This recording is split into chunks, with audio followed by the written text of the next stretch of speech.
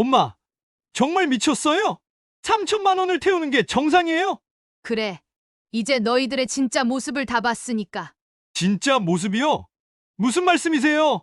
40년 동안 준비한 게 바로 이거야. 엄마, 뭘 준비하셨다는 거예요? 곧 알게 될 거야. 너희들이 원하던 그대로.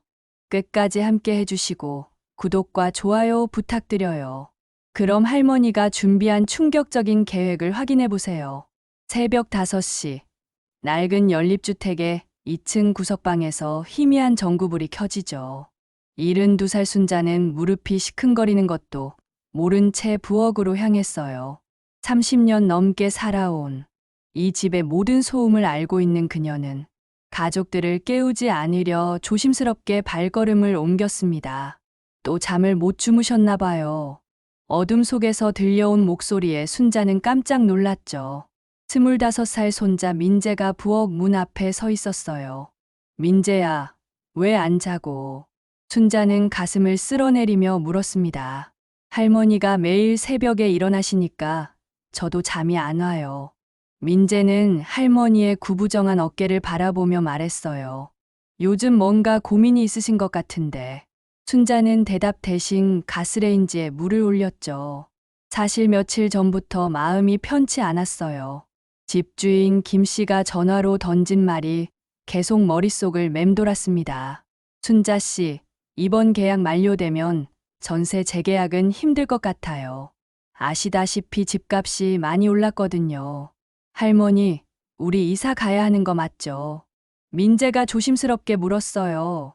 순자는 찻잔을 들고 있던 손이 살짝 떨렸습니다. 아직 확정된 건 아니야. 집주인한테 한 번 더 이야기해 볼게. 순자는 애써 태연한 척했지만 목소리에는 불안함이 묻어났어요. 오전 9시 순자는 집주인 김 씨를 만나러 나갔죠. 그러나 돌아온 그녀의 표정은 어두웠습니다. 김 씨는 냉정하게 말했어요. 지금 전세금의 2배는 받아야 재계약이 가능해요. 안 되면 다음 달까지 나가주세요. 순자가 집에 들어서자마자 거실에서는 이미 소란이 벌어지고 있었어요. 큰아들 준호가 아내 미연과 언성을 높이고 있었습니다. 당신이 그렇게 카드 긁어댔으니까 이런 상황이 온 거잖아. 준호는 47살의 나이에도 여전히 어머니에게 의존하며 살고 있었죠. 내가 언제 함부로 써요. 당신 사업 망한 게 내 탓이에요. 미연은 50살이 넘어서도 여전히 날카로웠어요. 순자는 한숨을 내쉬며 방으로 들어가려 했지만 막내딸 지연이 그녀를 붙잡았습니다. 엄마, 집주인이 뭐래요? 정말 이사 가야 해요. 45살 지연의 목소리에는 간절함이 담겨 있었죠. 이혼 후 아이 둘을 키우며 이 집에서 함께 살아온 지 벌써 5년이었어요. 아직 확정된 건 아니야. 순자는 똑같은 대답을 반복했습니다. 엄마, 그래도 우리가 뭔가 준비는 해야 하지 않겠어요. 미연이 끼어들었죠. 이사 비용도 만만치 않을 텐데. 순간 거실이 조용해졌어요. 모든 시선이 순자에게 집중되었습니다. 준호는 입술을 깨물며 말했죠. 엄마, 우리 형편이 어떤지 아시잖아요. 저는 지금 빚만 3천만 원이에요. 나도 아이들 학원비며 생활비며 빠듯해 죽겠어요. 지연도 목소리를 높였습니다. 순자는 가족들의 시선을 받으며 무거운 침묵을 지켰어요. 그녀는 이런 상황이 올 것을 예상했었습니다. 아니, 어쩌면 기다렸을지도 모르죠. 엄마, 혹시 비상금 같은 거 없으세요? 미연이 조심스럽게 물었어요. 평생 이렇게 절약하며 사셨는데. 순자의 눈빛이 순간 흔들렸습니다. 하지만 곧 평정을 되찾으며 말했죠. 내가 뭘 가지고 있겠니? 너희들 키우느라 다 썼지. 그래도 엄마, 뭔가 방법이 있을 거 아니에요. 준호가 다급하게 말했죠. 순자는 자식들의 절망스러운 표정을 바라보며 천천히 고개를 저었어요. 그리고 조용히 자신의 방으로 향했습니다. 할머니, 민재가 순자를 따라왔죠. 정말 방법이 없는 거예요. 순자는 민재의 어깨를 가볍게 두드리며 미소를 지었어요. 하지만 그 미소 뒤에는 깊은 피로감이 숨어 있었습니다. 괜찮다. 할머니가 뭔가 방법을 찾아볼게. 순자는 민재를 다독이며 말했죠. 민재가 나간 후 순자는 혼자 남은 방에서 창밖을 바라보았어요. 저녁 해가 기우는 골목길은 여전히 소란스러웠습니다. 아이들의 웃음소리, 어머니들의 안부 인사, 그리고 어디선가 들려오는 텔레비전 소리까지. 순자는 천천히 장롱으로 다가갔죠. 오래된 나무 서랍을 열고 그 안에 정성스럽게 접어둔 옷가지들을 드러냈어요. 서랍 맨 밑바닥에는 낡은 봉투 하나가 있었습니다. 봉투 안에는 지금까지 아무도 모르는 순자만의 비밀이 담겨 있었죠. 그녀는 봉투를 만지작거리며 깊은 생각에 잠겼어요. 거실에서는 여전히 가족들의 다투는 소리가 들려왔습니다. 누구 책임인지 따지고 있을 때가 아니잖아. 지연의 목소리였죠. 그럼 당신이 해결책을 내놔요. 미연이 맞받아쳤어요. 순자는 봉투를 다시 서랍 깊숙이 밀어 넣었습니다. 그리고 서랍을 닫으며 의미심장한 눈빛을 지었죠. 마치 오랫동안 준비해 온 무언가를 실행할 때가 왔다는 듯한 표정이었어요. 밤이 깊어가자 집안은 조용해졌습니다. 하지만 순자의 방에서는 여전히 희미한 불빛이 새어나오고 있었죠. 그녀는 무언가를 곰곰이 생각하며 잠들지 못하고 있었어요. 다음 날 새벽, 순자는 평소보다 더 일찍 잠에서 깼어요. 시계는 새벽 4시를 가리키고 있었습니다. 하지만 그녀는 부엌으로 가는 대신 방 안에 그대로 앉아 있었죠. 어젯밤 가족들의 절망적인 표정이 계속 머릿속을 맴돌았어요. 순자는 천천히 일어나 장롱 앞으로 다가갔습니다. 그리고 어제 봉투를 넣어둔 서랍을 다시 열었죠. 하지만 이번에는 봉투가 아닌 다른 것을 꺼냈어요. 낡은 가죽으로 된 작은 수첩이었습니다. 수첩의 겉표지는 세월의 흔적으로 누렇게 변해 있었어요. 순자는 조심스럽게 첫 페이지를 넘겼습니다. 첫 줄에는 또박또박한 글씨로 날짜가 적혀 있었죠. 1985년 3월 15일. 그리고 그 옆에는 작은 숫자가 써 있었어요. 500원. 순자의 손가락이 페이지를 천천히 넘겨갔습니다. 매일매일 빠짐없이 기록된 작은 금액들이 계속 이어졌어요.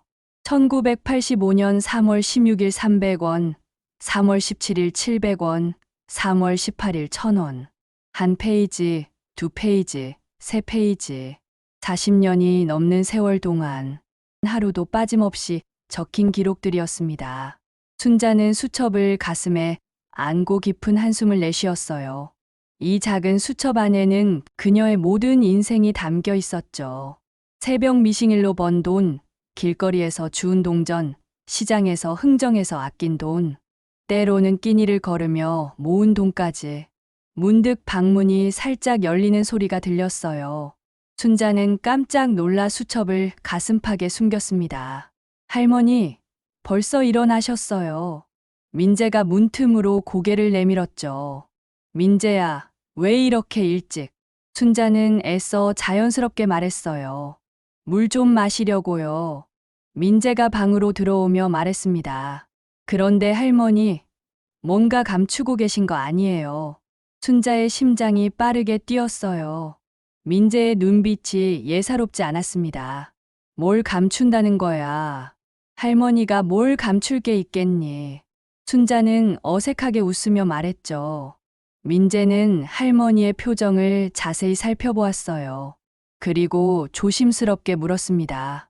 할머니, 혹시 저축 같은 거 하고 계신 거 아니에요? 어제 가족들이 그렇게 걱정하는데 할머니만 너무 차분하셔서요. 순자는 민재의 순수한 눈빛을 마주보며 마음이 복잡해졌어요. 이 아이만큼은 다르길 바랐는데 결국 이 아이도 돈을 생각하고 있었던 것일까요? 민재야, 할머니 말 잘 들어봐. 순자는 진지한 목소리로 말했습니다. 세상에는 돈보다 중요한 게 많단다. 하지만 할머니, 지금 우리 상황이. 민재가 말을 잇지 못했어요. 그때 거실에서 소란스러운 소리가 들려왔습니다. 벌써 준호와 미연이 일어나서 다시 다투기 시작한 모양이었어요. 어제 밤에 생각해봤는데 엄마가 뭔가 숨기고 있는 게 분명해. 미연의 날카로운 목소리가 들렸죠. 그런 말 하지 마. 엄마가 뭘 숨기겠어. 준호가 대답했지만 목소리에는 확신이 없었어요. 당신도 의심스럽다는 거잖아. 평생 그렇게 아껴 살았는데 정말 아무것도 없을 리가 있어요? 미연이 언성을 높였습니다. 순자는 가슴에 숨긴 수첩을 더 꽉 쥐었어요. 민재는 거실의 소리를 들으며 할머니를 걱정스럽게 바라보았습니다. 할머니, 아빠랑 엄마가 또 싸워요. 민재가 안타까운 표정으로 말했죠. 순자는 민재의 어깨를 가볍게 토닥이며 말했어요. 괜찮다. 어른들 일이니까 신경 쓰지 마. 하지만 민재의 눈빛은 여전히 의심스러웠습니다. 그는 할머니가 뭔가를 숨기고 있다는 확신이 서기 시작했어요. 할머니, 그런데 아까 보신 그거 뭐예요? 민재가 순자의 가슴팍을 가리키며 물었습니다. 순자는 순간 당황했어요. 하지만 곧 침착함을 되찾으며 말했죠. 아무것도 아니야. 그냥 오래된 수첩일 뿐이야. 수첩이요. 무슨 수첩인데요? 민재가 호기심 어린 눈빛으로 물었어요. 순자는 잠시 망설였습니다. 그리고 작은 목소리로 말했어요. 할머니가 어릴 때부터 일기 쓰는 습관이 있었거든. 그냥 그런 거야. 일기요? 그럼 보여주세요. 민재가 손을 내밀었죠. 안 돼. 순자는 반사적으로 거절했어요. 일기는 개인적인 거잖니? 민재는 할머니의 당황한 모습을 보며 더욱 의심스러워했습니다. 분명히 뭔가 있다는 생각이 들었어요. 거실에서는 여전히 소란이 계속되고 있었습니다. 이번에는 지연까지 합세한 모양이었어요. 언니 말이 맞아요. 엄마가 평생 그렇게 알뜰하게 사셨는데 정말 아무것도 없을까요? 지연의 목소리였죠. 그럼 어떻게 하자는 거야? 엄마한테 직접 물어보자는 거야? 준호가 말했어요. 그래야죠. 이런 상황에서 가족끼리 뭘 숨겨요. 미연이 단호하게 말했습니다. 순자는 거실의 대화를 들으며 가슴이 답답해졌어요. 결국 이런 날이 올 것을 알고 있었지만 막상 현실이 되니까 마음이 무거웠습니다. 할머니, 가족들이 할머니를 의심하고 있어요. 민재가 걱정스럽게 말했죠. 정말 아무것도 없으시면 그냥 보여주시면 안 돼요? 순자는 민재를 바라보며 씁쓸하게 웃었어요. 이 순수했던 아이마저 이제는 의심의 눈빛을 보내고 있었습니다. 민재야, 할머니가 너한테 실망스럽니? 순자가 조용히 말했어요. 실망이요? 왜요? 민재는 당황했습니다. 너도 결국 돈만 생각하는구나. 순자의 목소리에는 깊은 슬픔이 묻어났어요. 아니에요, 할머니. 저는 그런 게 아니라. 민재가 급하게 변명했지만 순자는 이미 돌아서고 있었어요. 순자는 수첩을 다시 서랍 깊숙이 넣었습니다. 그리고 서랍을 닫으며 깊은 한숨을 내쉬었어요. 이제 정말로 그녀의 계획을 실행할 때가 온 것 같았습니다. 민재는 할머니의 쓸쓸한 뒷모습을 바라보며 뭔가 잘못되었다는 것을 느꼈어요. 하지만 이미 늦었습니다. 그는 무의식 중에 할머니를 의심했고 순자는 그것을 알아차렸죠. 거실에서는 가족 회의가 본격적으로 시작된 모양이었어요. 세 사람의 목소리가 점점 커지고 있었습니다.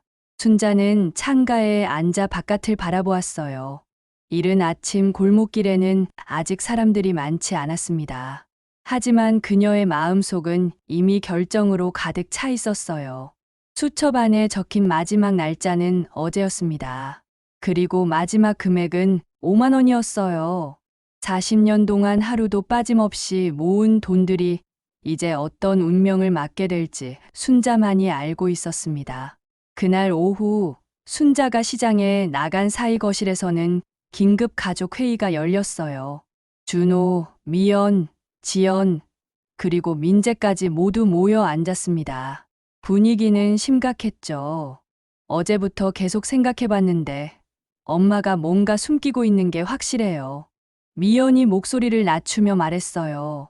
평생 그렇게 알뜰하게 사신 분이 정말 아무것도 없을 리가 없어요. 준호는 팔짱을 끼고 고개를 끄덕였습니다. 사실 나도 그런 생각이 들었어. 엄마가 우리한테 돈 이야기 나올 때마다 너무 당황하시는 것 같아. 그러게요. 지연도 동조했죠. 어제 집주인 이야기 나왔을 때도 엄마 표정이 이상했어요. 뭔가 준비가 되어 있다는 느낌이었어요. 민재는 불편한 마음으로 가족들의 대화를 들었어요. 오늘 새벽 할머니가 수첩을 숨기던 모습이 계속 머릿속에 맴돌았습니다. 민재야, 너는 어떻게 생각해? 준호가 아들을 바라보며 물었어요. 할머니랑 제일 가까이 지내잖아. 민재는 잠시 망설였습니다.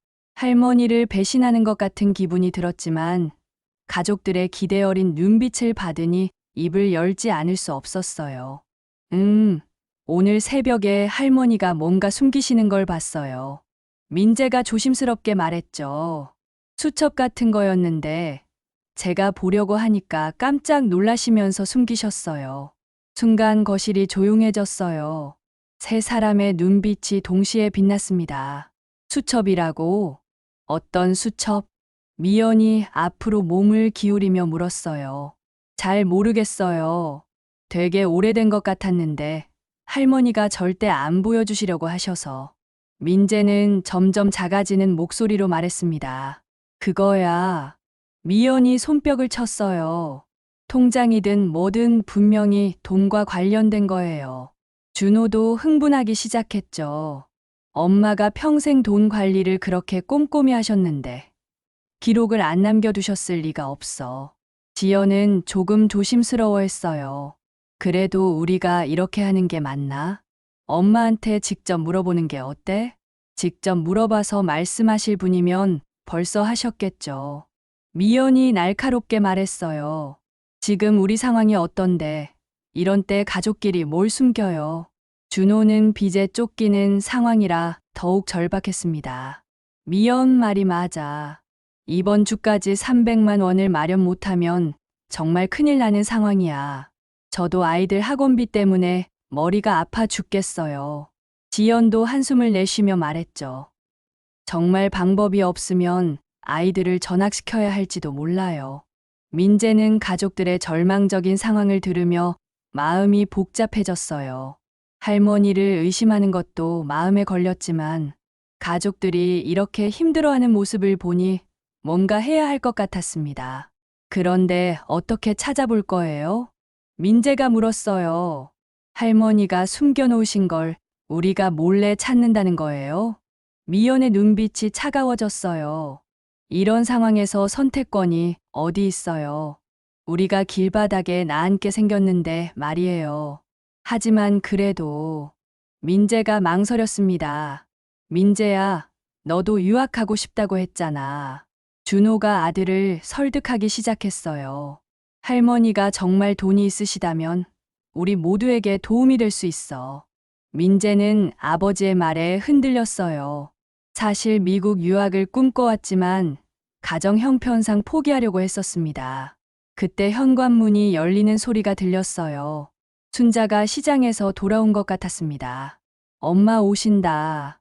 지연이 작은 목소리로 말했죠.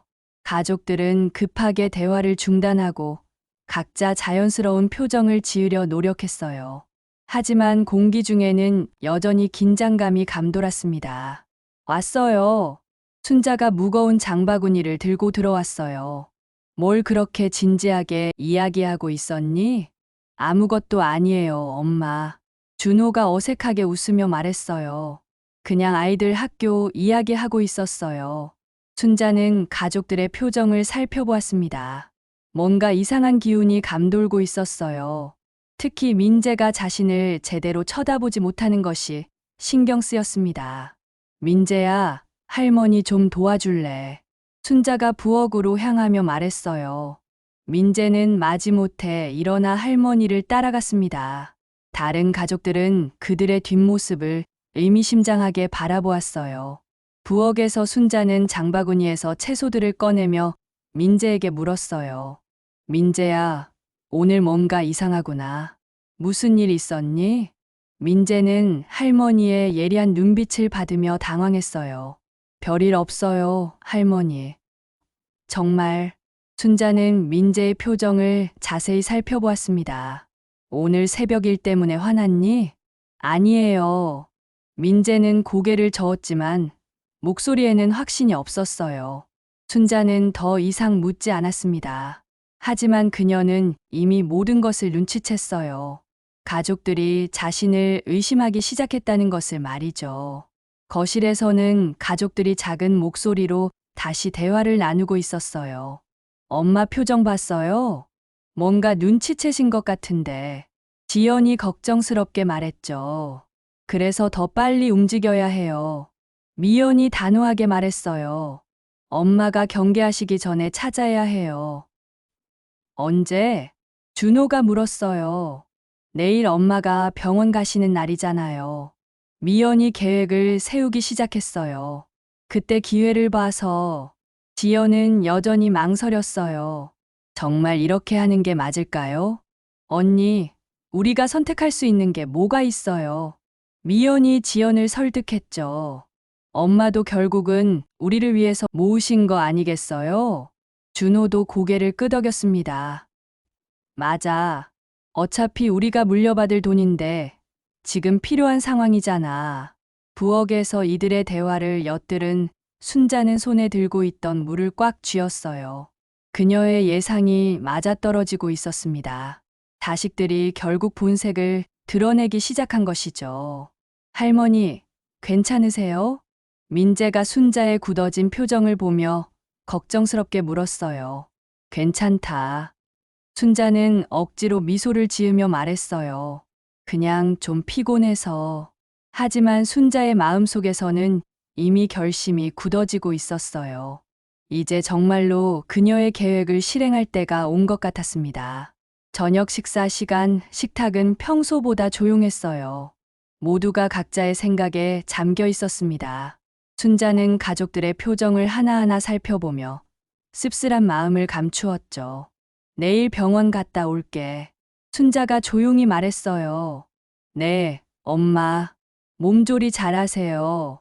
준호가 대답했지만 그의 눈빛에는 다른 생각이 담겨 있었어요. 순자는 이 모든 것을 지켜보며 마음속으로 중얼거렸습니다. 이제 정말 시작이구나. 다음 날 오전 9시, 순자는 평소와 다름없이 병원에 가기 위해 집을 나섰어요. 하지만 그녀의 눈빛에는 어제와는 다른 결연함이 담겨 있었습니다. 현관문을 닫으며 순자는 마음속으로 중얼거렸죠. 이제 너희들의 진짜 모습을 보겠구나. 집 안에 남은 가족들은 순자의 발걸음 소리가 완전히 사라질 때까지 기다렸어요. 미연이 창문으로 달려가 순자가 골목 끝으로 사라지는 것을 확인했습니다. 이제 됐어요. 미연이 돌아서며 말했죠. 시간이 많지 않으니까 빨리 움직여야 해요. 준호는 이미 손을 비비며 준비하고 있었어요. 엄마 방부터 시작하자. 제일 가능성이 높은 곳이니까. 지연은 여전히 망설이고 있었습니다. 정말 이렇게 해도 되는 건가요? 나중에 엄마가 알면 어떻게 해요? 언니, 지금이 아니면 언제 해요? 미연이 지연의 팔을 잡으며 말했어요. 우리 모두 절박한 상황이잖아요. 민재는 구석에서 불편한 표정으로 서 있었어요. 정말 이렇게 하는 게 맞는지 확신이 서지 않았습니다. 민재야, 너는 할머니 방 문 앞에서 망보고 있어. 준호가 아들에게 지시했어요. 엄마가 갑자기 오시면 바로 알려줘. 하지만 아빠, 민재가 망설였죠. 지금은 우리 가족을 위한 일이야. 준호가 단호하게 말했어요. 할머니도 결국 우리를 위해서 모으신 돈일 텐데. 내 사람은 순자의 방으로 향했습니다. 방 안은 평소와 다름없이 정리정돈되어 있었어요. 오래된 장롱, 작은 화장대, 그리고 구석에 놓인 낡은 미신까지. 어디부터 찾아볼까요? 지연이 물었어요. 일단 장롱부터. 미연이 장롱 문을 열었습니다. 옷가지들이 정성스럽게 정리되어 있었어요. 그녀는 옷들을 하나씩 드러내며 뒤를 뒤졌습니다. 준호는 화장대 서랍을 열기 시작했어요. 첫 번째 서랍에는 오래된 화장품들과 액세서리들이 들어 있었습니다. 두 번째, 세 번째 서랍도 별다른 것이 없었어요. 여기 없는 것 같은데, 준호가 실망스럽게 말했죠. 그때 미연이 장롱 맨 아래 서랍에서 뭔가를 발견했어요. 여기 봉투가 하나 있어요. 모두의 시선이 미연에게 집중되었습니다. 미연은 조심스럽게 봉투를 꺼냈어요. 봉투 안에는 오래된 은행 통장 몇 개와 서류들이 들어 있었습니다. 이거예요. 미연이 흥분하며 말했어요. 통장이 여러 개나 있어요. 준호가 통장을 받아 펼쳐보았습니다. 하지만 곧 실망스러운 표정을 지었어요. 잔액이 얼마 안 돼. 10만 원, 20만 원, 이런 식이야. 그럼 다른 데를 더 찾아봐야겠네요. 지연이 말했죠. 그때 민재가 문 앞에서 급하게 손짓했어요. 잠깐, 뭔가 소리가 나요. 모두가 조용해졌습니다. 하지만 아무 소리도 들리지 않았어요. 괜찮은 것 같은데. 준호가 다시 수색을 재개했어요. 미연은 이번에는 미싱 쪽으로 향했습니다. 오래된 재봉틀이 구석에 자리 잡고 있었어요. 그녀는 미싱 아래를 살펴보다가 이상한 점을 발견했습니다. 여기 뭔가 이상해요. 미연이 미싱 다리 부분을 가리키며 말했어요. 다른 다리보다 이 부분이 더 무거운 것 같아요. 준호와 지연이 달려왔어요. 정말로 한쪽 다리가 다른 쪽보다 무게감이 있었습니다. 혹시 속이 비어있나? 준호가 미싱 다리를 자세히 살펴보았어요. 아래쪽에 작은 나사가 보였습니다. 드라이버가 있으면 좋을 텐데. 지연이 말했죠. 부엌에서 가져올게요. 미연이 급하게 나가서 과도를 가져왔어요. 준호는 조심스럽게 나사를 풀기 시작했습니다. 몇 분 후, 미싱 다리 속에서 무언가가 나왔어요. 이거다. 준호가 흥분하며 외쳤습니다. 저금통이 하나 나왔어요. 저금통은 녹이 슬어 있었지만 무게가 상당했습니다. 모두의 눈빛이 반짝였어요.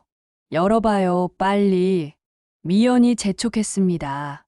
그런데 자물쇠가 채워져 있었어요.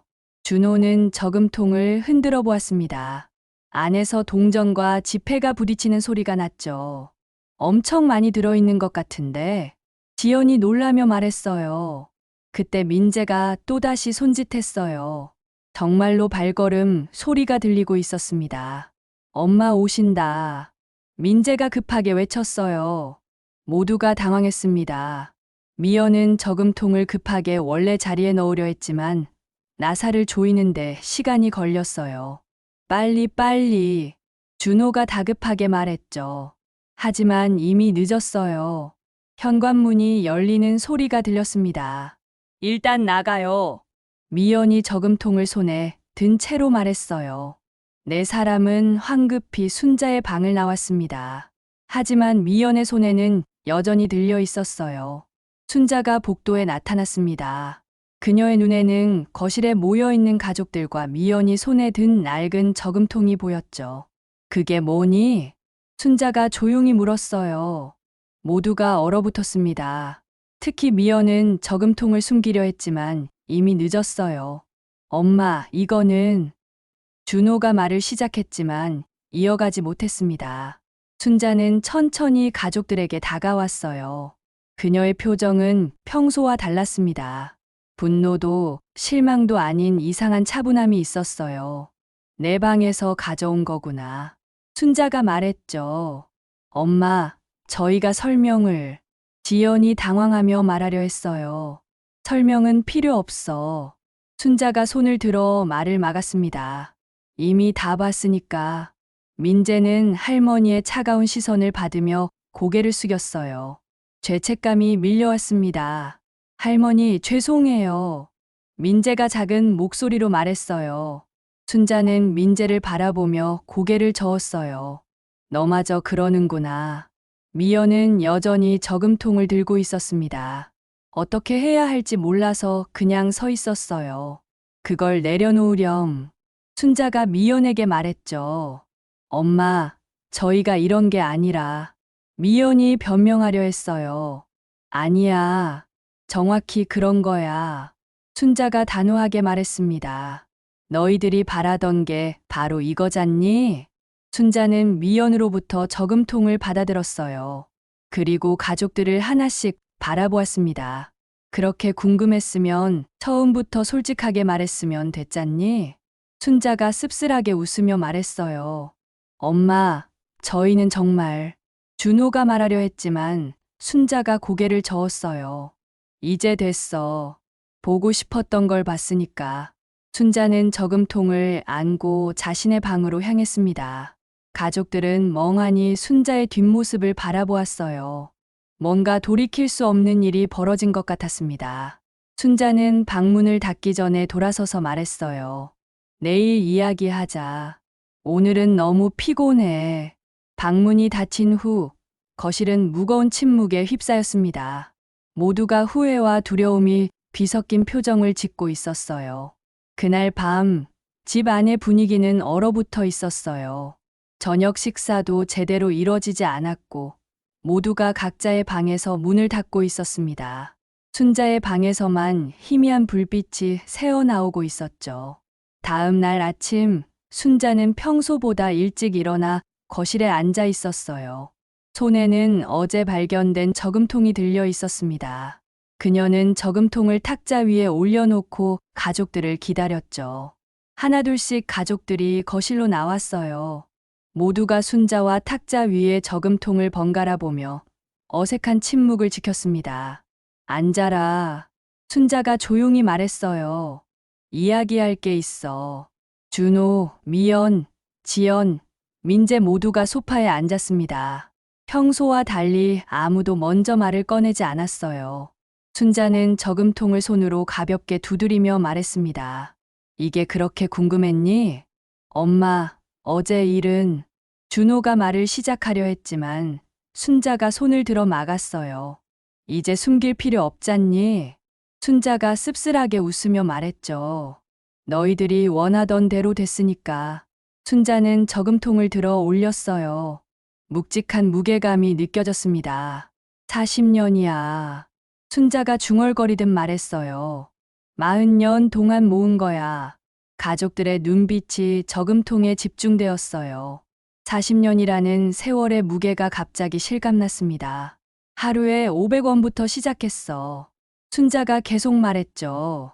너희 아버지가 돌아가시고 나서부터 혹시 모를 상황을 대비해서 말이야. 미연이 침을 삼키며 물었어요. 그럼 정말 많이 모이셨겠네요. 순자는 저금통을 흔들어 보았습니다. 동전과 지폐가 부딪히는 소리가 났어요. 궁금하지? 얼마나 들어있는지? 순자가 가족들의 표정을 하나씩 살펴보며 말했습니다. 모든 시선이 순자에게 집중되었어요. 그녀는 천천히 저금통 열쇠를 꺼냈습니다. 그럼 보여줄까? 순자가 말했죠. 철컥하는 소리와 함께 저금통이 열렸어요. 안에는 정말로 가득 찬 돈이 들어 있었습니다. 10,000원짜리 지폐들과 50,000원짜리 지폐들이 빼곡히 들어 있었어요. 우와!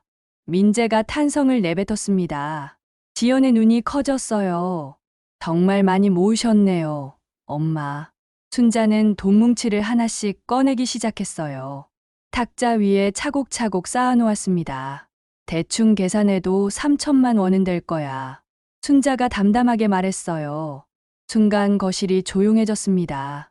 3천만 원이라는 금액이 가족들에게는 엄청난 돈이었어요.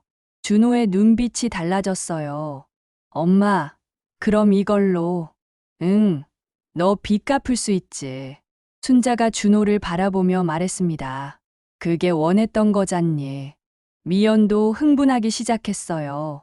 그럼 우리 이사 문제도 해결되는 거네요. 지연의 목소리에도 기대감이 담겼어요. 아이들 학원비도 걱정 없겠네요. 민재는 조심스럽게 물었어요. 할머니, 그럼 정말 저 유학 보내주실 수 있어요? 순자는 가족들의 변해버린 표정을 지켜보았어요. 어제까지의 죄책감은 온데간데 없고 모두의 눈에는 욕망이 가득했습니다. 그래, 다 해결되지. 순자가 고개를 끄덕이며 말했어요. 너희들이 바라던 대로. 준호가 앞으로 몸을 기울였어요. 엄마, 그럼 일단 제 빚부터. 잠깐, 미연이 끼어들었죠. 순서를 정해야 하지 않을까요? 이사 문제가 더 급한 것 같은데. 아니에요, 언니. 지연이 반박했어요. 아이들 교육비가 우선이에요. 잠깐만요. 민재도 목소리를 높였어요. 유학 준비는 시간이 오래 걸리니까 먼저. 순자는 가족들이 서로 다투는 모습을 조용히 지켜보았어요. 그녀의 표정에는 예상했다는 듯한 차분함이 있었습니다. 그만. 순자가 작은 목소리로 말했지만 가족들은 계속 다투고 있었어요. 내가 그만하라고 했어. 순자가 목소리를 높였습니다. 거실이 조용해졌어요. 모두가 순자를 바라보았습니다. 보기 좋구나. 순자가 냉소적으로 웃으며 말했어요. 돈만 보면 이렇게 변하는 게 내 자식들이야. 엄마, 저희가 그런 게 아니라. 지연이 변명하려 했어요. 그럼 뭐야? 순자가 날카롭게 반문했습니다. 방금 전까지 서로 먼저 가져가겠다고 다투지 않았니? 가족들은 할 말이 없었어요. 순자의 말이 맞았거든요. 어제는 남의 집 도둑처럼 내 방을 뒤지더니 오늘은 돈 앞에서 이렇게 변하고. 순자의 목소리에는 실망감이 가득했어요. 준호가 급하게 말했어요. 엄마, 저희가 잘못했어요. 하지만 상황이 너무 급해서. 상황이 급하면 가족을 속이고 남의 물건을 훔쳐도 되는 거니? 순자가 준호를 쏘아보며 말했죠. 미연이 끼어들었어요. 어머니, 저희는 훔친 게 아니라 그냥 뭐. 순자가 미연의 말을 끊었어요. 허락도 없이 남의 방에 들어가서 물건을 뒤지는 게 훔치는 게 아니면 뭐야? 분위기가 점점 살벌해졌어요. 순자의 분노가 점점 커지고 있었습니다. 민재가 작은 목소리로 말했어요. 할머니, 정말 죄송해요. 너도 마찬가지야. 순자가 민재를 바라보며 말했어요. 할머니를 가장 믿었던 내가 가장 먼저 배신했잖니? 민재는 고개를 숙이고 말았어요. 할머니의 말이 가슴에 박혔습니다. 그때 준호가 갑자기 화를 내기 시작했어요. 엄마, 그럼 어떻게 하라는 거예요? 저는 정말 빚 때문에 죽을 지경이라고요. 그래서 어머니 돈에 손을 대겠다는 거야?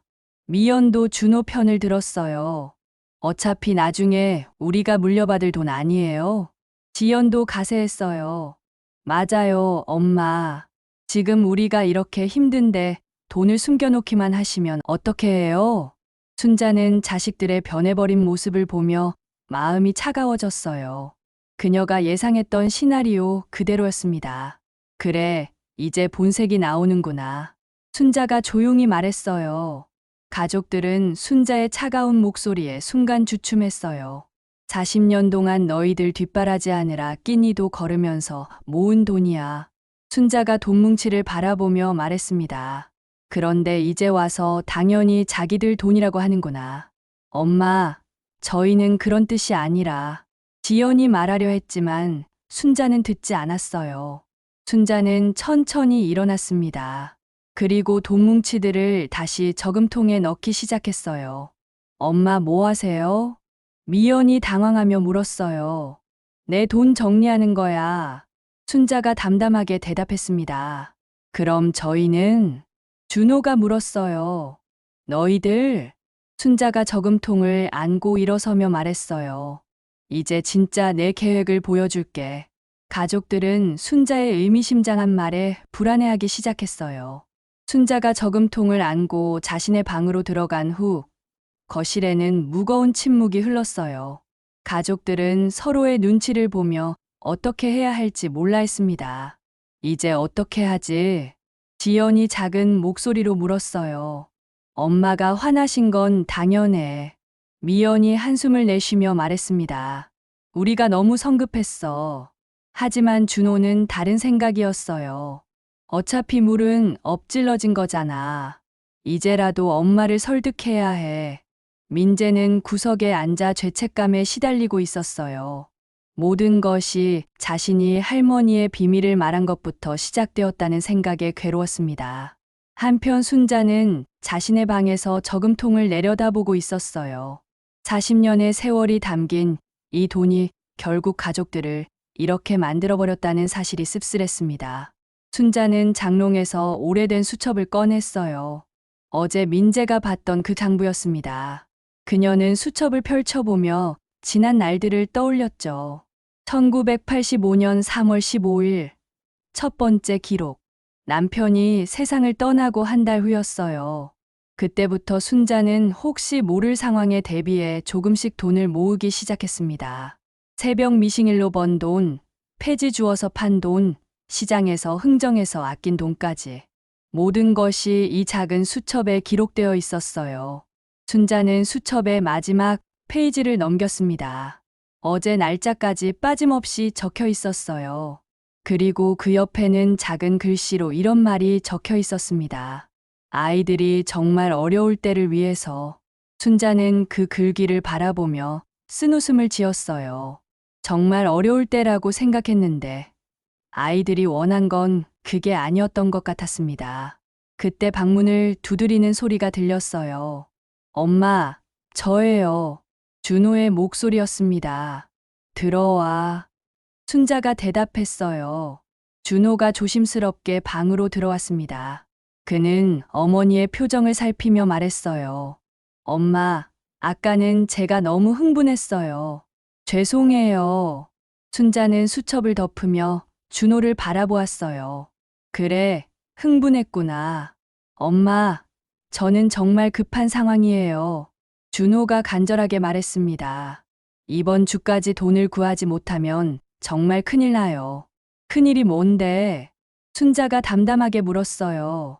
자체업자들이 집까지 찾아올 거예요. 준호의 목소리가 떨렸습니다. 그러면 가족들까지 위험해져요. 순자는 아들의 절박한 표정을 보며 마음 한구석이 아팠어요. 하지만 어제와 오늘 본 모습들이 계속 떠올랐습니다. 그럼 그 빚은 왜 진 거니? 순자가 물었어요. 준호는 대답하지 못했어요. 사업 실패, 잘못된 투자, 그리고 허영심까지. 말할 수 없는 이유들이 너무 많았습니다. 그때 미연도 방으로 들어왔어요. 어머니, 저희 이야기 좀 해요. 뭘 이야기하려고? 순자가 미연을 바라보며 물었습니다. 어머니께서 그 돈을 모으신 이유도 결국 저희를 위해서잖아요. 미연이 설득하려 했어요. 지금이 바로 그런 때 아닌가요? 순자는 고개를 저었어요. 아니야. 너희들이 원하는 건 그런 게 아니야? 그럼 뭐예요? 미연이 목소리를 높였습니다. 저희가 뭘 원한다는 거예요? 너희들은 그냥 돈이 필요한 거잖아. 순자가 차갑게 말했어요. 내가 왜 모았는지, 얼마나 힘들게 모았는지는 관심도 없고. 지연도 방으로 들어와 대화에 합류했어요. 엄마, 저희도 정말 어려운 상황이에요. 아이들 교육비는 계속 올라가는데. 그래서 순자가 지연을 바라보며 물었어요. 그래서 어머니 돈을 가져가겠다는 거야? 가져간다는 게 아니라 빌리는 거죠. 지연이 급하게 말했어요. 나중에 갚을게요. 언제? 순자가 반문했습니다. 어떻게? 지연은 대답하지 못했어요. 사실 갚을 능력도 계획도 없었거든요. 마지막으로 민재가 조심스럽게 방으로 들어왔어요. 할머니, 저는 정말 죄송해요. 순자는 민재를 보며 가장 깊은 실망감을 느꼈어요. 이 아이만큼은 다를 거라고 생각했었는데. 민재야, 너도 돈이 필요하니? 순자가 조용히 물었어요. 할머니, 저는... 민재가 머뭇거렸습니다. 유학은 정말 제 꿈이에요. 하지만 이런 식으로는 원하지 않아요. 그래도 가고 싶지. 순자가 씁쓸하게 웃으며 말했어요. 민재는 고개를 숙였어요. 부인할 수 없었거든요. 순자는 가족들을 하나씩 바라보았어요. 모두가 각자의 이유로 돈이 필요했고, 모두가 자신의 상황이 가장 급하다고 생각하고 있었습니다. 알았어. 순자가 갑자기 말했어요. 너희들 원하는 대로 해주마. 가족들의 눈빛이 순간 밝아졌어요. 정말요, 엄마? 준호가 기뻐하며 물었어요. 응, 정말이야. 순자가 고개를 끄덕였습니다. 하지만 내 방식대로 할 거야. 방식이요? 미연이 궁금해하며 물었어요. 순자는 일어나서 저금통을 들었어요. 이 돈으로 너희들 문제를 다 해결해 줄게. 가족들은 기뻐했어요. 하지만 순자의 표정에는 이상한 결연함이 있었습니다. 하지만 조건이 있어. 순자가 말했죠. 조건요? 지연이 물었어요. 이 돈을 어떻게 쓸지는 내가 정해. 순자가 단호하게 말했습니다. 너희들은 그냥 받기만 하면 돼. 가족들은 서로를 바라보았어요. 뭔가 이상한 느낌이 들었지만 돈을 받을 수 있다는 기대감이 더 컸습니다. 그리고 하나 더. 순자가 계속 말했어요. 이 일이 끝나면 나는 이 집을 떠날 거야. 뭐라고요? 준호가 놀라며 물었어요. 요양원에 들어갈 생각이야. 순자가 담담하게 말했습니다. 이제 너희들과 함께 살기는 힘들 것 같아. 엄마, 그런 말씀 마세요. 지연이 당황하며 말했어요. 하지만 순자의 마음은 이미 정해져 있었어요. 아니야. 이게 모두를 위해서 좋을 거야. 순자는 저금통을 안고 창가로 걸어갔어요. 밖에는 아직 해가 중천에 떠 있었지만 그녀의 마음은 이미 깊은 밤 같았습니다. 내일부터 내 계획을 실행할 거야. 순자가 가족들을 돌아보며 말했어요. 너희들이 원하는 걸 정확히 줄 테니까 기대해. 가족들은 순자의 말에 기대 반 불안 반의 마음을 가졌어요. 뭔가 일이 자신들이 생각한 대로 흘러가지 않을 것 같은 예감이 들었습니다. 하지만 돈에 대한 욕망이 그런 불안감을 덮어버렸어요. 모두가 내일을 기다리게 되었습니다. 순자는 혼자 남겨진 방에서 저금통을 바라보며 마지막 계획을 다시 한번 점검했어요. 이제 정말로 모든 것을 끝낼 때가 왔습니다. 다음 날 오전, 순자는 평소와 다른 모습으로 일어났어요. 단정하게 옷을 차려입고 머리도 깔끔하게 빗었습니다. 마치 중요한 일을 앞둔 사람처럼 보였죠. 가족들은 거실에 모여 앉아 순자를 기다리고 있었어요. 모두의 표정에는 기대감과 긴장감이 뒤섞여 있었습니다. 순자가 저금통과 함께 거실로 나왔어요. 그리고 탁자 위에 저금통을 올려놓았습니다. 오늘 너희들에게 줄 걸 주려고 해. 순자가 침착하게 말했어요. 준호가 앞으로 몸을 기울였어요. 엄마, 정말 감사해요. 이걸로 제 빚을 다 갚을 수 있어요. 미연도 기뻐했습니다. 어머니, 덕분에 이사 걱정 없이 살 수 있겠어요. 지연의 목소리에도 안도감이 묻어났어요. 엄마, 아이들한테 뭐라고 감사 인사를 드려야 할지. 민재만은 왠지 불안한 마음이 들었어요. 할머니의 표정이 평소와 달랐거든요. 그런데 하나씩 주는 게 아니야. 순자가 갑자기 말했습니다. 예? 준호가 의아해하며 물었어요. 한꺼번에 다 해결해 줄 거야. 순자가 저금통을 들어 올렸어요. 가족들은 순자의 의도를 파악하지 못했어요. 한꺼번에 다 해결한다는 게 무슨 뜻인지 알 수 없었습니다. 순자는 천천히 일어났어요. 그리고 부엌 쪽으로 향했습니다. 엄마, 어디 가세요? 지연이 물었어요. 곧 돌아올게. 순자가 대답했죠. 잠시 후 순자가 부엌에서 성냥을 들고 돌아왔어요. 가족들은 성냥을 보며 의아해했습니다. 엄마, 성냥은 왜? 미연이 물었어요. 순자는 대답 대신 탁자 가운데 있던 잿더리를 가져왔어요. 그리고 저금통을 열었습니다.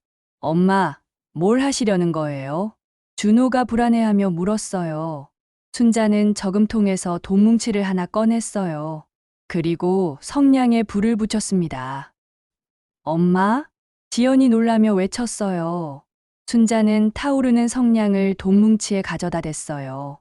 지폐가 타기 시작했습니다. 어머니, 뭐 하세요?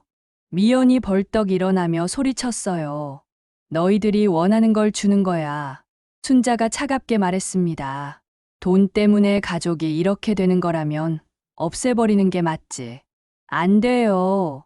준호가 달려들려 했지만 순자는 이미 두 번째 돈뭉치에 불을 붙이고 있었어요. 할머니, 안 돼요. 민재가 절규하며 외쳤습니다. 하지만 순자는 멈추지 않았어요. 세 번째, 네 번째 돈뭉치에도 차례로 불을 붙였습니다. 엄마, 미쳤어요? 미연이 순자의 손에서 저금통을 빼앗으려 했어요. 그때 순자가 저금통 전체를 재떨이에 쏟아버렸어요. 수십만 원어치의 돈이 한꺼번에 쏟아져 나왔습니다. 이제 끝이야. 순자가 큰 성냥을 켜서 돈뭉치들에 가져다 댔어요. 불길이 활활 타오르기 시작했습니다. 엄마, 정말 미쳤어요? 준호가 물을 가져오려고 부엌으로 달려갔어요. 지연은 바닥에 주저앉으며 울기 시작했어요. 엄마, 왜 이러세요? 우리 정말 필요했는데. 미연은 타는 돈을 끄려고 했지만 이미 절반 이상이 제가 되어버렸어요. 그때 순자가 조용히 말했어요. 아직 끝이 아니야. 가족들은 순자를 바라보았어요. 돈이 타는 냄새와 연기 때문에 거실이 아수라장이 되어 있었습니다. 사실은 말이야. 순자가 손에 든 서류를 펼쳐 보였어요. 이 돈은 진작에 기부하기로 했었어. 뭐라고요? 미연이 믿을 수 없다는 표정으로 물었어요. 순자는 서류를 가족들에게 보여주었어요. 사회복지재단 기부 약정서였습니다. 날짜는 3개월 전이었어요. 3개월 전에 이미 이 돈 전부를 기부하기로 약정했어. 순자가 담담하게 말했습니다. 법적으로도 이미 효력이 발생한 상태야. 준호가 서류를 빼앗아 보았어요. 정말로 순자의 서명과 도장이 찍혀 있었습니다. 그럼 처음부터 지연이 떨리는 목소리로 물었어요. 처음부터 너희들 줄 생각 없었어. 순자가 고개를 끄덕였습니다. 이미 기부하기로 한 돈이었거든. 그럼 왜 우리한테는 아무 말도 안 하셨어요? 미연이 화를 내며 물었어요. 말할 필요 있었니? 순자가 반문했습니다.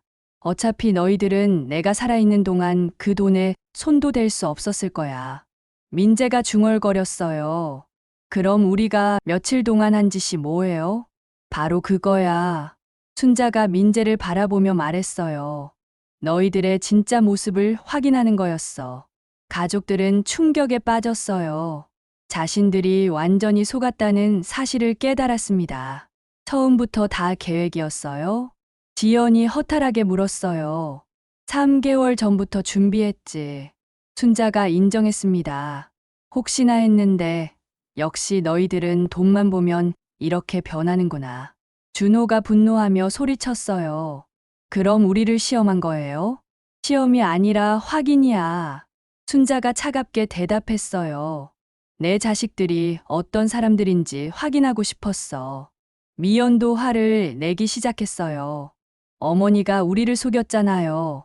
우리가 뭘 잘못했다고? 뭘 잘못했냐고? 순자가 웃으며 반문했습니다. 남의 방에 몰래 들어가서 물건을 뒤진 것도 모자라서 돈만 보면 서로 먼저 가져가겠다고 싸우는 게 잘못이 아니야? 하지만 우리도 살아야 하잖아요. 지연이 울먹이며 말했어요. 그래, 살아야지. 순자가 고개를 끄덕였습니다. 그런데 그걸 위해서 가족을 속이고 남의 물건에 손을 대는 게 맞니? 가족들은 할 말이 없었어요. 순자의 말이 틀리지 않았거든요. 그리고 하나 더.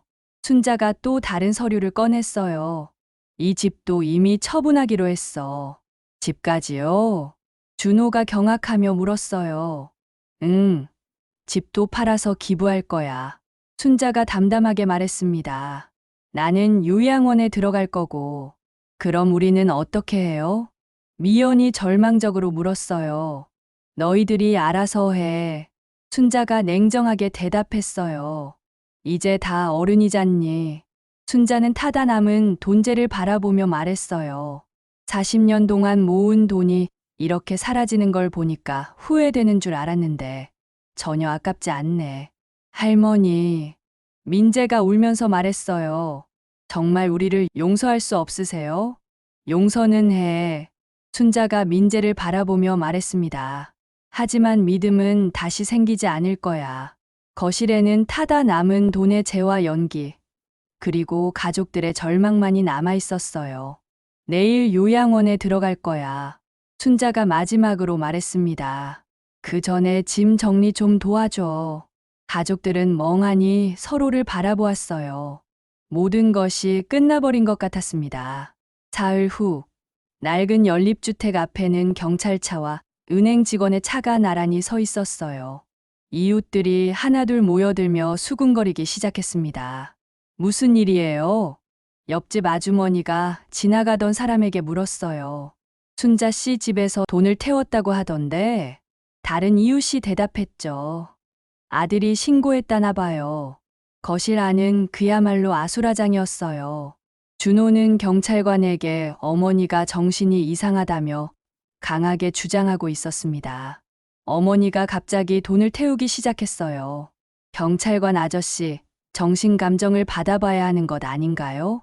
준호가 절박하게 말했어요. 미연도 옆에서 거들었습니다. 맞아요. 3천만 원을 그냥 태워버리는 게 정상이에요. 분명히 치매나 우울증 같은 게 있을 거예요.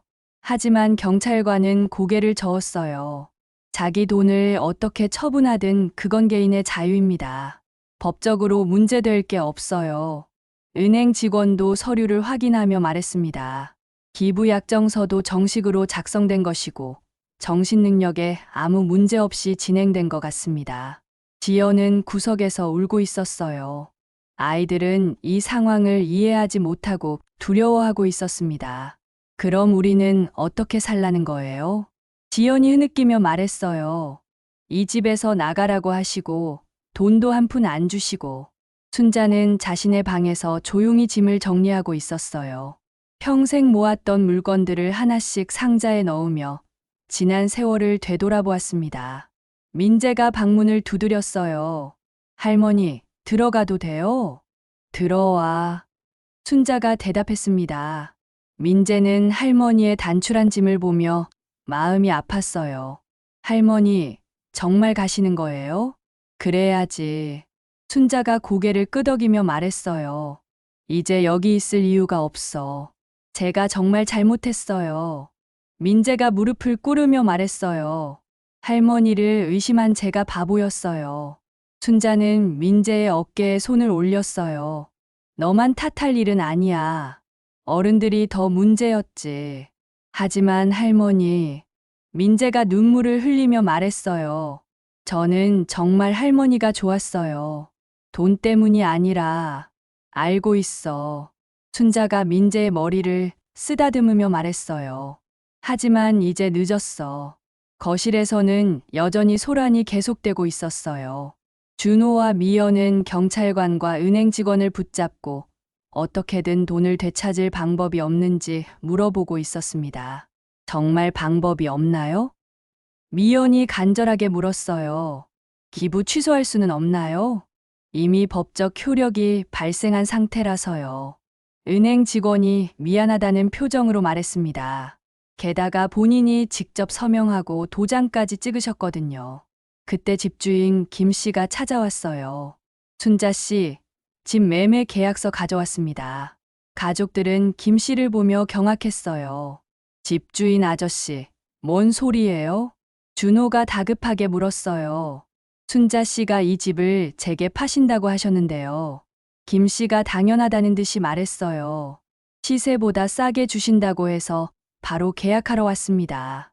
미연이 비명을 질렀어요.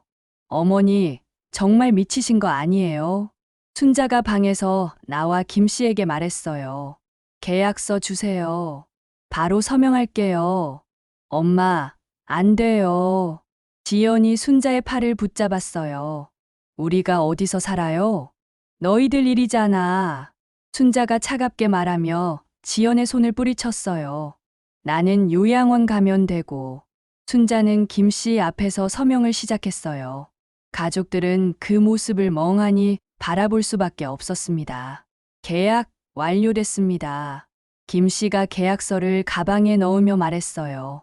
다음 주까지 비워주시면 되겠어요. 김 씨가 나간 후 거실은 완전한 침묵에 휩싸였어요. 경찰관과 은행 직원도 할 일을 마치고 돌아갔습니다. 이제 정말 끝이구나. 준호가 허탈하게 중얼거렸어요. 미연은 바닥에 주저앉아 울기 시작했어요. 어쩌자고 이러는 거예요? 정말 어쩌자고? 지연도 절망에 빠져 있었어요. 아이들은 어떻게 해요? 갑자기 이사를 가라고 하면 그때 순자가 가방을 들고 거실로 나왔어요. 요양원에서 마중 나온다고 하니까 이제 가볼게. 엄마, 정말 가시는 거예요? 준호가 마지막으로 붙잡으려 했어요. 이제 와서 뭘 붙잡아. 순자가 쓴웃음을 지으며 말했어요. 진작에 그랬어야지. 할머니. 민재가 달려와 순자의 치마를 붙잡았어요. 용서해 주세요. 제발. 순자는 민재를 바라보며 잠시 망설였어요. 그리고 작은 봉투를 꺼내 민재에게 건넸습니다. 이거라도 가져. 순자가 말했어요. 민재가 봉투를 열어보니 대학교 등록금 정도의 돈이 들어있었어요. 할머니, 이건. 민재가 놀라며 물었어요. 내가 따로 숨겨둔 거야. 순자가 설명했어요. 너만은 다를 거라고 생각했는데. 그래도 내가 가장 늦게 변했으니까. 나머지 가족들은 그 모습을 부러운 눈으로 바라보았어요. 우리는 정말 아무것도 없는 거예요? 미연이 물었어요. 너희들은 이미 충분히 받았어. 순자가 대답했습니다. 40년 동안 내가 너희들한테 준 게 얼마인데. 순자는 현관으로 향했어요. 가족들은 그녀의 뒷모습을 바라보며 서 있었습니다. 현관문을 열기 전 순자가 마지막으로 돌아서서 말했어요. 돈은 남기지 않았지만 너희들의 진짜 모습은 확실히 알게 됐구나. 그게 내가 얻은 마지막 선물이야. 순자는 문을 열고 나갔어요. 요양원 차가 골목 앞에서 기다리고 있었습니다. 차창 너머로 보이는 낡은 집을 바라보며 순자는 중얼거렸어요. 이제 정말 끝이구나. 집 안에서는 가족들이 서로를 원망하며 다투기 시작했어요. 다 내 때문이야. 준호가 미연에게 소리쳤어요. 내가 너무 성급하게 굴어서. 내 탓이요. 미연이 맞받아쳤어요. 당신이 빚을 지지 않았으면 이런 일도 없었을 거 아니에요? 지연도 끼어들었어요. 우리 모두 잘못했어요. 엄마를 너무 몰랐어. 민재는 할머니가 준 돈을 들고 밖으로 뛰어나갔어요. 하지만 요양원 차는 이미 멀어지고 있었습니다. 할머니. 민재가 차를 향해 외쳤지만 순자는 뒤를 돌아보지 않았어요. 며칠 후 동네에는 이상한 소문이 돌았어요. 순자네 집 근처에서 밤마다 동전 떨어지는 소리가 난다는 것이었습니다. 어떤 사람들은 순자가 평생 모은 돈의 원한이라고 말했고, 어떤 사람들은 그냥 바람 소리라고 했어요. 하지만 그 집에 살았던 가족들은 더 이상 함께 살지 않았습니다. 각자 흩어져서 각자의 길을 가게 되었죠. 요양원에서 창밖을 바라보는 순자는 마지막으로 중얼거렸어요. 돈은 남기지 않았어도 남은 자식들의 민낯은 끝내 드러나고 말았다. 그것이 내가 준비한 마지막 복수였다. 창밖에서는 정말로 동전이 떨어지는 것 같은 소리가 메아리처럼 울리고 있었어요. 제 이야기를 들어주셔서 감사합니다. 구독과 좋아요로 다음 이야기도 함께해요.